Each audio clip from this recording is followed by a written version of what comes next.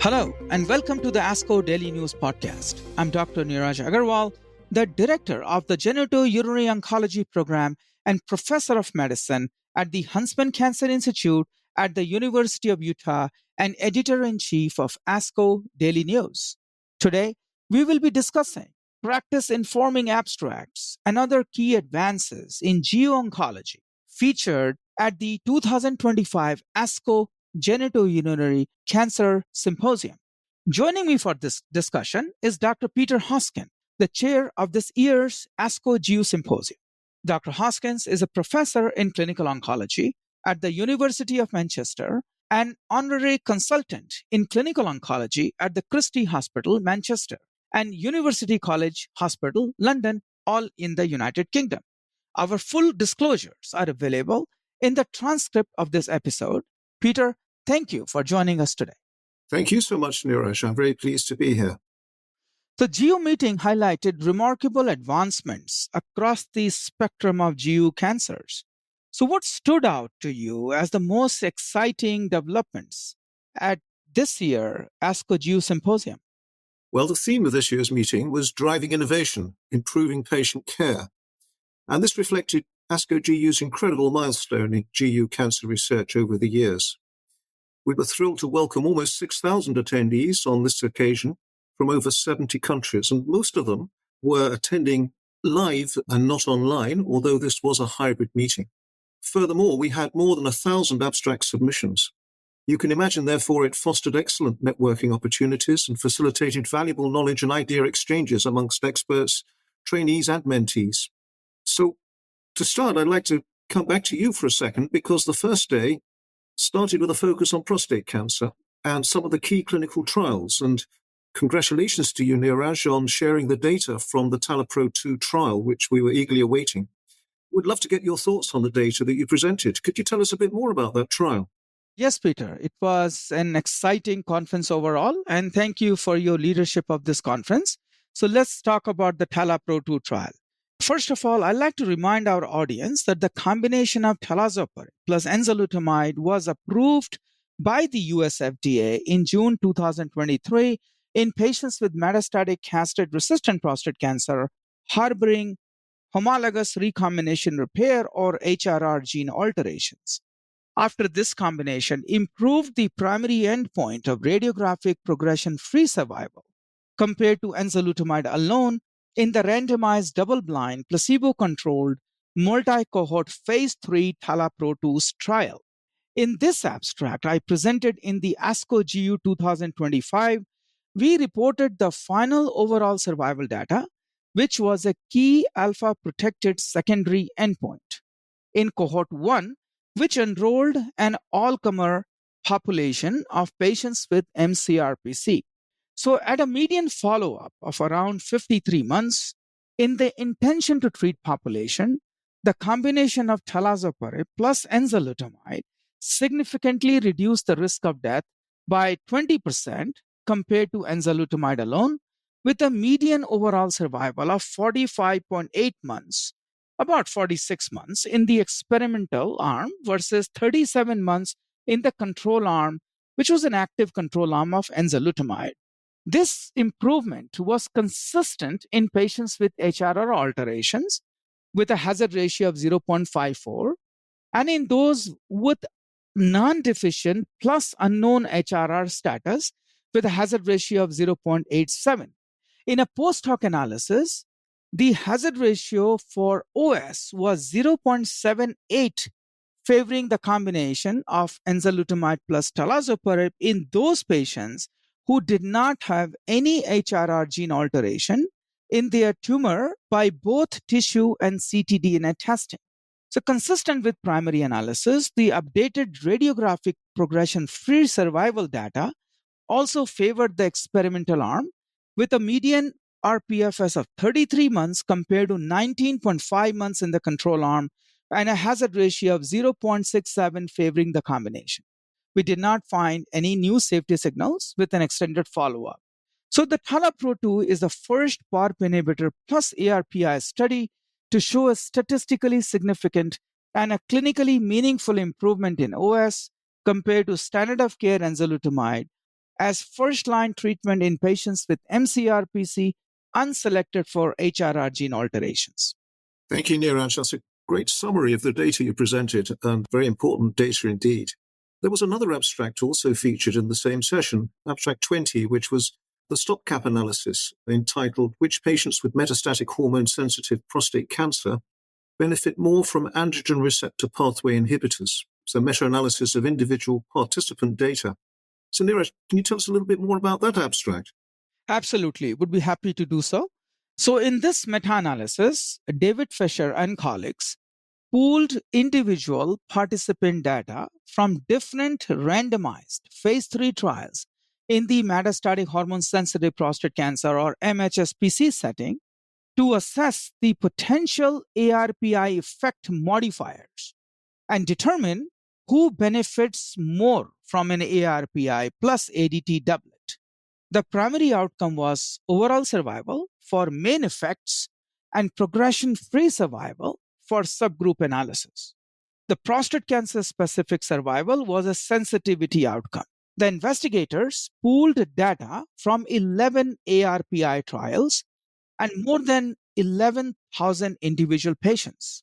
Overall, there was a clear benefit of adding an ARPI on both OS and PFS with a hazard ratio of 0.66 and 0.51 respectively, which represents a 13% and a 21% absolute improvement at 5 years respectively, with no clear difference by the class of agent. So lutamides versus CYP inhibitors didn't see any difference. When stratifying the patients by age group, the effects of adding an ARPI on OS and PFS were slightly smaller in patients older than 75 than those younger than 65 or those who were between 65 and 75. Notably, in the trials assessing the use of abiraterone, we saw very little overall survival effects in the group of patients older than 75. However, there was some benefit maintained in prostate cancer specific survival, suggesting that other causes of death may have an impact in this age group in more than 75-year-old.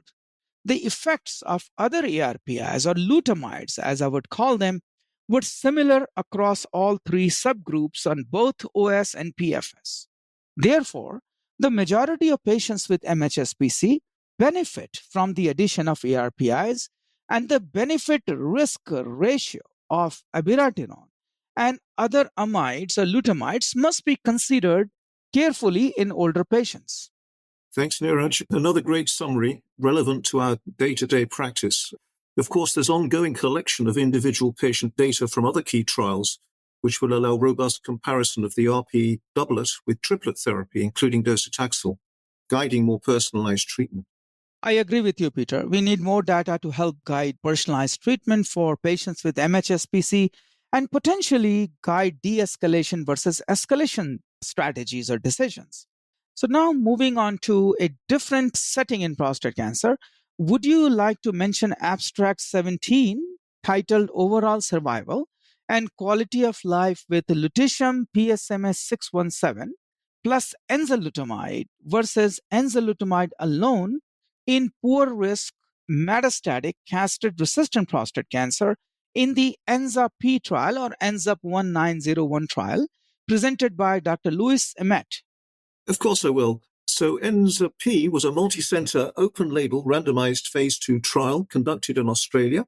It randomized 163 patients into adaptive dose, that's 2 or 4 cycles, of lutetium PSMA 617 with enzalutamide versus enzalutamide alone as first-line treatment in PSMA PET-CT positive, poor-risk, metastatic castrate-resistant prostate cancer. The interim analysis of ENZA-P with median follow-up of 20 months showed improved PSA progression-free survival with the addition of lutetium PSMA 617 to enzalutamide. Here, the investigators reported the secondary outcomes, overall survival and health-related quality of life. After a median follow-up of 34 months, overall survival was longer in the combination arm compared to the enzalutamide arm, with a median overall survival of 34 months compared to 26 months and a hazard ratio of 0.55. Moreover, the combination improved both deterioration-free survival and health-related quality of life indicators for pain, fatigue, physical function, and overall health and quality of life compared to the control arm. Consistent with the primary analysis, the radiological progression-free survival also favored the experimental arm with a median of 17 months compared to 14 months at a hazard ratio of 0.61. So the addition of lutetium PSMA improved overall survival and health-related quality of life in patients with high-risk metastatic castrate-resistant prostate cancer. Thank you, Peter. That was a great summary and promising results with lutetium-177 and ARPI combination in first-line treatment of mCRPC among patients who had 2 or more high-risk features associated with early enzalutamide failure. Before we move to the bladder cancer, would you like to tell us about Abstract 15, the worldwide oligometastatic prostate cancer meta-analysis leveraging individual patient data from randomized trial, the Wolverine Project, which is an analysis from the XMET collaboration and was presented by Dr. Chad Tang? Sure. So with metastatic-directed therapy, we have a number of small phase 2 studies making up the database, and the XMET collaboration aimed to consolidate all randomized data on oligometastatic solid tumors. This abstract presented pooled individual patient data from all the published trials involving patients with oligometastatic prostate cancer who received MDT alongside standard of care against standard of care alone. The analysis included data from 5 trials encompassing 472 patients with oligometastatic prostate cancer and followed for a median of 41 months. Patients were randomly assigned in a 1-to-1 ratio to receive either MDT plus standard of care or standard of care alone. The addition of MDT significantly improved progression-free survival. The median progression-free survival was 32 months with MDT, compared to 14.9 months with standard of care alone, at a hazard ratio of 0.45. Subgroup analyses further confirmed the consistent benefits of MDT across different patient groups. Regardless of factors like castration status, receipt of prior primary treatment, stage, number of metastases, MDT consistently improved progression-free survival.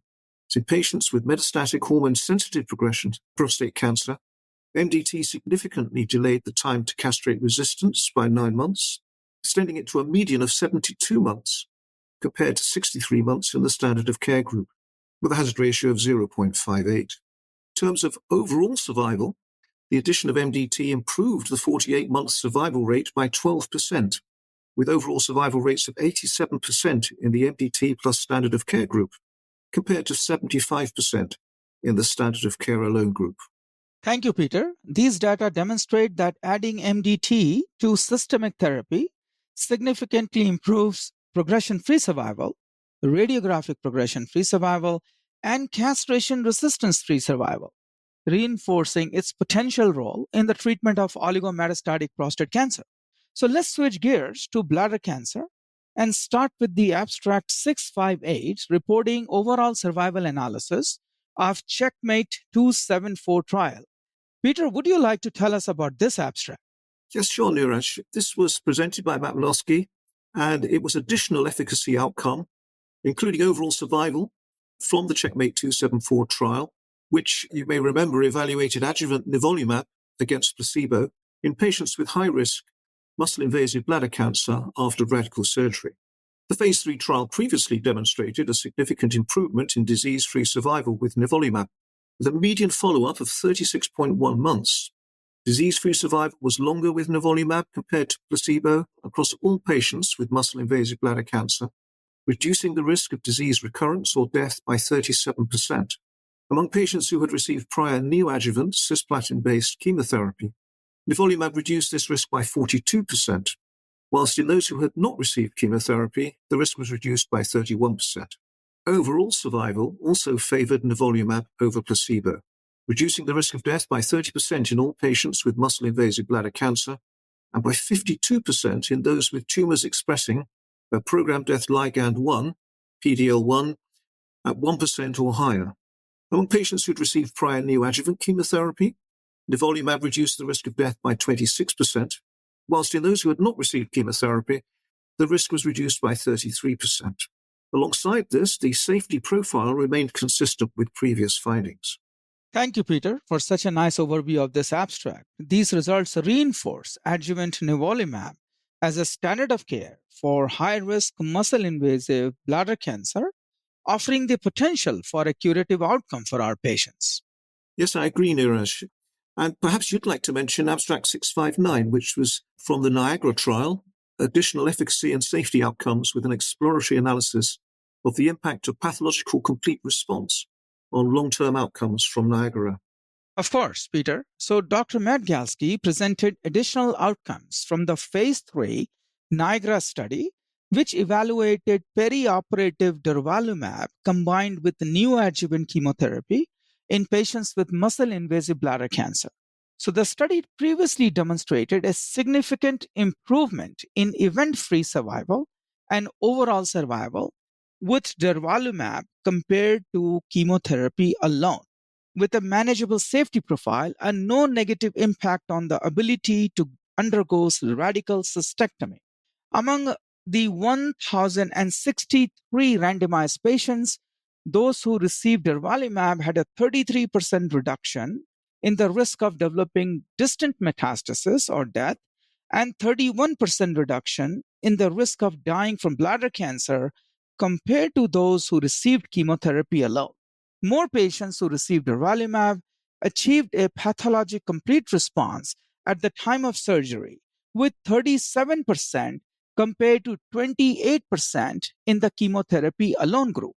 Patients who achieved a pathologic complete response had a better event-free survival and overall survival compared to those patients who did not achieve pathologic complete response. However, in both groups, durvalumab provided additional survival benefit, reducing the risk of disease progression or death by 42% and risk of death by 28% in patients with a pathologic complete response. While in those patients without a pathologic complete response, the risk of disease progression or death was reduced by 23% and risk of death by 16% when durvalumab was added to the chemotherapy. Immune-mediated adverse events occurred in 21% of patients in the durvalumab group compared to 3% in the chemotherapy alone group, with a grade 3 or higher events occurring in 3% versus 0.2%, so quite rare. So most common immune-related adverse events included hypothyroidism in 10% of patients treated with durvalumab compared to 1% in chemotherapy alone group, and hyperthyroidism in 3% versus 0.8%. At the time of data cutoff, these adverse events had resolved in 41% of affected patients in the durvalumab group and 44% in the chemotherapy alone group. Thank you, Neeraj. That's a great summary. These findings further support the role of perioperative durvalumab as a potential standard of care for patients with muscle-invasive bladder cancer. I agree with you, Peter. So before we wrap up the bladder cancer section, would you like to mention Abstract 664, reporting updated results from the EV302 trial, which evaluated enfortumab vedotin in combination with pembrolizumab compared with chemotherapy as first-line treatment for patients with previously untreated locally advanced or metastatic urothelial carcinoma? Yes, of course. Tom Pearls presented updated findings from the EV302 study, which I guess we've all heard about. And in this abstract, he presented 12 months of additional follow-up for this study with more than 2 years of median follow-up and an exploratory analysis of patients with confirmed complete response. The study, in fact, had a median follow-up of 29.1 months and previously demonstrated significant improvements in progression-free survival and overall survival with enfortumab vedotin and pembrolizumab. And this is now the standard of care in global treatment guidelines. Among the 886 randomized patients, enfortumab vedotin and pembrolizumab reduced the risk of disease progression or death by 52% and the risk of death by 49% compared to chemotherapy. The survival benefit was consistent regardless of cisplatin eligibility or the presence of liver metastases. the confirmed objective response rate was higher with enfortumab vedotin and pembrolizumab at 67.5% compared to 44.2% with chemotherapy. The median duration of response was 23.3 months with EVP compared to 7 months with chemotherapy. A complete response was achieved in 30.4% of patients in the EVP group compared to 14.5% in the chemotherapy group. And the median duration of complete response is not yet reached in the EVP group compared to 15.2 months in the chemotherapy group. Severe treatment-related adverse events occurred in 57.3% of patients treated with EVP compared to 69.5% in the chemotherapy group. While in patients who achieved a complete response, severe adverse events occurred in 61.7% of those treated with EVP compared to 71.9% with chemotherapy. Treatment-related deaths were reported in 1.1% of patients treated with EVP and 0.9% with chemotherapy, with no treatment-related deaths occurring in those who achieved a complete response. These findings clearly confirm the durable efficacy of EVP, reinforcing its role as the standard of care for the first-line treatment of patients with locally advanced or metastatic urothelial carcinoma, and no new safety concerns have been identified. That was a great summary. Thank you, Peter. So moving on to kidney cancer. So let's talk about the abstract 439 titled Nivolumab plus cabozantinib versus sunitinib for previously untreated advanced renal cell carcinoma, the final follow-up results from the Checkmate 9ER trial. Sure. So this was presented by Dr. Mutzer, the final results of the phase 3 Checkmate 9ER trial. And this compared the combination of cabozantinib and nivolumab against sunitinib in previously untreated advanced renal cell carcinoma. The data after more than 5 years follow-up showed that the combination therapy provided sustained superior efficacy compared to sunitinib. In terms of overall survival, we see an 11-month improvement in median overall survival. That is 46.5 months for the cabo-nivo versus 35.5 months for sunitinib, and a 42% reduction in the risk of disease progression or death, with median progression-free survival nearly doubling. That's 16.4 months in the combination group and 8.3 months with sunitinib. Importantly, the safety profile was consistent with the known safety profiles of the individual medicines, with no new safety concerns identified. That's a great summary, Peter. These data further support the efficacy of cabo-nivo combination in patients with advanced renal cell carcinoma, which is showing a 11-month difference in overall survival now. Okay, Neeraj, well, before wrapping up this podcast, perhaps you'd like to tell us about Abstract 618, which was the prospective co-trims. That's Cologne trial of retroperitoneal lymphadenectomy in metastatic seminoma trial. The final results being presented. Sure, Peter, I will be happy to. So Dr. Heidenreich from the University of Cologne in Germany presented the co-trims data evaluating retroperitoneal lymph node dissection in patients with clinical stage 2A and 2B seminomas. So for our listeners' recollection, seminomas are classified as 2A or 2B when the disease has spread to the retroperitoneal lymph nodes. For stage 2A seminoma, lymph nodes are up to 2 centimeter in size in maximum diameter. And for stage 2B seminoma, lymph nodes are enlarged from 2 to 5 centimeter in size in maximum diameter. So these account for 10 to 15% of seminomas, and they are usually treated with radiation and chemotherapy. However, radiation and chemo can be associated with long-term toxicities, especially in a young population like this, and this can include cardiovascular toxicities, diabetes, and secondary cancers. So from this standpoint, Dr. Heidenreich and colleagues evaluated unilateral modified template nerve-sparing retroperitoneal lymph node dissection as a less toxic alternative compared to chemotherapy and radiation. They included 34 patients with negative tumor markers, so negative AFP and beta SCG, and clinical stage 2A and 2B seminomas. At a median follow-up of 43.2 months, the trial demonstrated pretty good outcomes in 99.3% treatment-free survival rate and 100% overall survival, with only 4 relapses. antegrade ejaculation was preserved in 88% of patients, and severe complications such as grade 3 and 4 were observed with 12% of patients. The pathologic analysis revealed metastatic seminoma in 85% of these patients, with microRNA 371 or MIR 371 being true positive in 23 out of 24 cases and true negative in 100% of cases. So it appears that microRNA 371 is a valid biomarker for predicting presence of lymph node metastasis.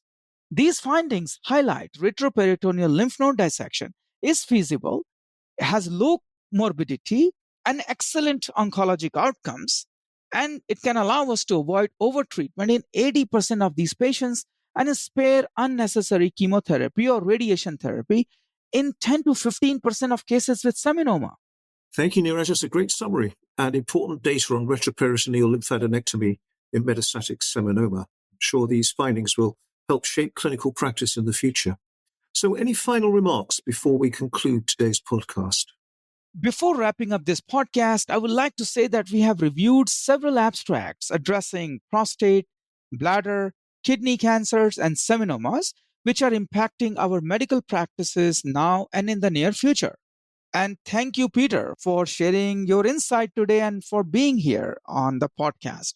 These updates are undoubtedly exciting for the entire GU oncology community, and we all greatly appreciate your valuable contribution to the discussion and leadership of this conference. So many, many thanks. Thank you, Neeraj. Thank you for the opportunity to share this information more widely. I'm aware that whilst we had nearly 6,000 delegates, there are many other tens of thousands colleagues around the world who need to have access to this information.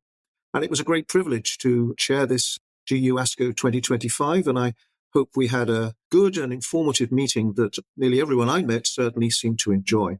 So thank you once again, Neeraj, for this opportunity to share more the information that we discussed over those few days. Thank you, Peter.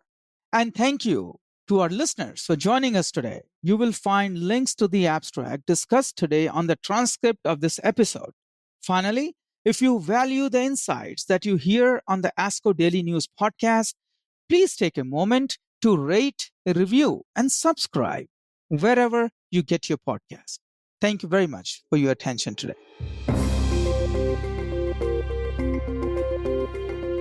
The purpose of this podcast is to educate and to inform. This is not a substitute for professional medical care and is not intended for use in the diagnosis or treatment of individual conditions. Guests on this podcast express their own opinions, experience, and conclusions. Guest statements on the podcast do not express the opinions of ASCO. The mention of any product, service, organization, activity, or therapy should not be construed as an ASCO endorsement.